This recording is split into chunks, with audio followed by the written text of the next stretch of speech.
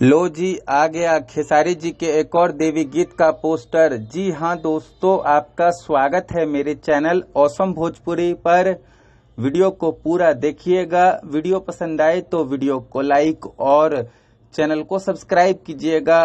दोस्तों, अभी से लगभग थोड़ी देर पहले खेसारी जी के एक देवी गीत का पोस्टर रिलीज किया गया है, जिस देवी गीत का नाम पूजाई होखेला है। दोस्तों, इस देवी गीत को खेसारी लाल यादव जी ने अकेले ही गाया है। वहीं खेसारी जी के इस देवी गीत को न्यू नागेंद्र यादव ने लिखा है।